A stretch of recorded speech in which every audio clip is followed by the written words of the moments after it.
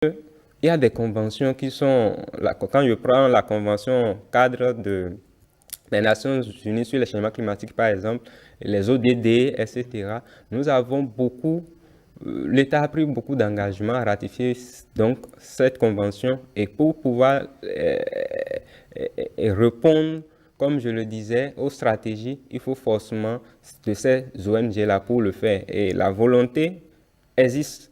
Mais souvent, ces ONG n'arrivent pas à rester dans le temps parce que, comme je le disais à l'entame, il n'y a pas l'accompagnement qu'il faut tout le temps.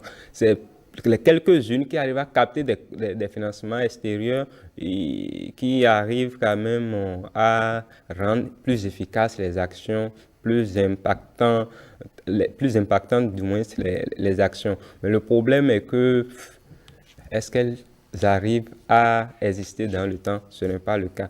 Il ne faut pas oublier que l'État a quand même, à travers des appels à projets, je prends le cas de FNEC, appuie certaines ONG. Donc, il ne faut pas dire que l'État ne fait pas quelque chose. L'État fait ce qu'il peut, mais du fait que le nombre est important, surtout dans le domaine de l'environnement, nous n'avons pas de financement, ce qui fait qu'on peut pas voir la durabilité des actions de certaines associations ou bien de la société civile dans le temps.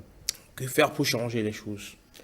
Ce qu'il faut faire, c'est que je demanderai déjà à la société civile, parce qu'il existe une maison de la société civile, à pouvoir viabiliser le secteur de l'environnement pour ce qui concerne les OSC, afin que lorsqu'il aura des appuis particuliers, ces ONG ou associations puissent en bénéficier pour pouvoir mettre en application leur plan de travail annuel qui regorge, comme je le disais, beaucoup d'actions innovantes qui accompagnent les communautés à la base pour des actions, qu'elles soient pour adaptation face aux effets néfastes du changement climatique, que ce soit des actions d'atténuation.